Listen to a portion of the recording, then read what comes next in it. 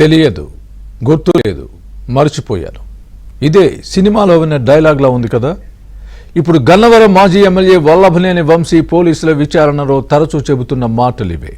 ఆధారాలు చూపించి అడిగినా, స్టేట్మెంట్లు చదివి వినిపించినా ఆయన మాత్రం చెవికెక్కించుకోవడం లేదు.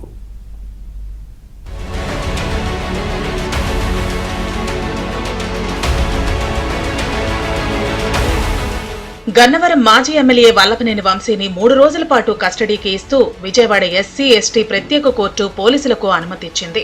తొలి రోజు 2.5 గంటల పాటు విచారించిన పోలీసులు వంశీ నుంచి సమాచారం రాబట్టేందుకు ప్రయత్నించగా ఆయన దాటవేసినట్లు పోలీసు వర్గాలు చెబుతున్నాయి.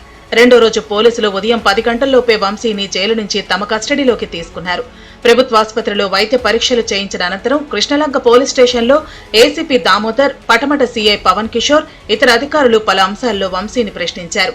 అయితే రెండో రోజు విచారణలో కొన్ని అంశాలపై జవాబులు చెప్పగా మరికొన్ని విషయాల్లో తనకు తెలియదు, గుర్తులేదు, మర్చిపోయినని చెప్పినట్లు సమాచారం.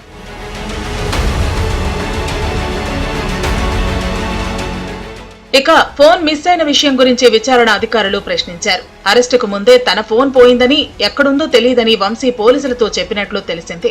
రెండో రోజు 5 గంటల పాటు పోలీసులు విచారించారు. విచారణ తర్వాత బయటకొచ్చిన వంశీ తనపై పెట్టిన కేసులు అన్ని ఆరోపణలని, కేసులు ఎందుకు పెడుతున్నారో అందరికీ తెలుసంటూ వ్యాఖ్యానించారు. అనంతరం మరోమారు ఆస్పత్రికి తరలించి అక్కడి నుంచి జైలుకు తీసుకెళ్లారు. మీకు తెలుసు కదా, కొత్తగా చెప్పేది ఏముంది. గవర్నమెంట్ ఇక గురువారం వంశీని పోలీసులు కస్టడీకి తీసుకుని విచారించనున్నారు. రేపు వంశీని వివిధ రూపాల్లో ప్రశ్నలు సంధించేందుకు పోలీసులు సిద్ధమవుతున్నారు. వంశీ నుంచి మరింత సమాచారం రాబట్టి ఆధారాలతో మరికొంతమందిని ఈ కేసులో అరెస్టు చేయాలని పోలీసులు భావిస్తున్నారు.